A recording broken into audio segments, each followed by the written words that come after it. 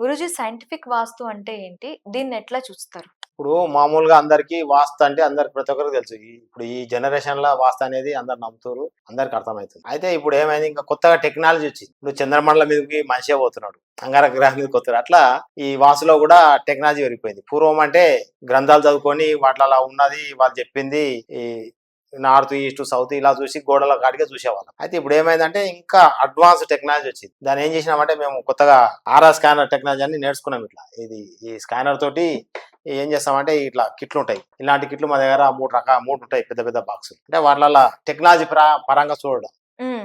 అయితే మేము దీంట్లో ఏం చేస్తామంటే అందరూ గోడలు హైట్ ఉన్నాయా, లేకపోతే ఎక్కువ తక్కువ కట్టిరా, లేకపోతే ఏమైనా ఎత్తు పొలాలు ఉన్నాయనే చూస్తారు.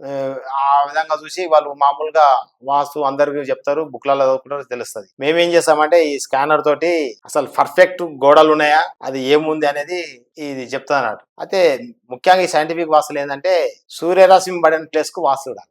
సూర్యరశ్మి పడని ప్లేస్ ఓకే. మనము స్లాబ్ పోస్తాం, స్లాబ్ ఏరియా మొత్తానికి వాస్తు చూడాలి. అంటే స్లాబ్ వేసిన తర్వాత వాస్తుని కన్సల్ట్ అవ్వాలా? అంతకు ముందు వాస్తు పనిచేయదా? ఇంతకు ముందు అంటే అది ఎక్కడెక్కడ ఏం కట్టాలో చెప్పేస్తాం. అయితే మీరు కట్టినాక ఏమైనా ఇబ్బందులు పడుతుంటే మా దగ్గరకు వస్తే ఏం చేస్తాం, స్లాబ్ మొత్తానికి కౌంటింగ్ లెక్క.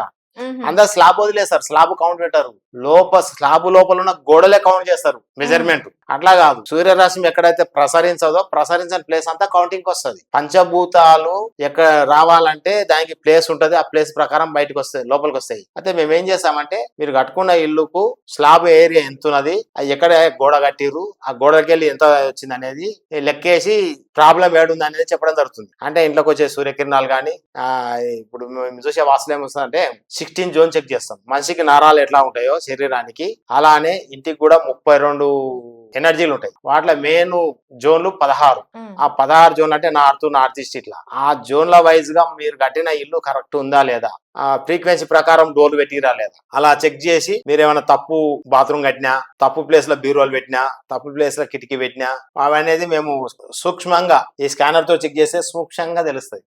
చిన్న పాయింట్ కూడా తెలుస్తుంది. అలా ఏమైనా తప్పులు జరిగినా చెక్ చేసి సరి చేయడం జరుగుతుంది. ఇది ఒక రకం.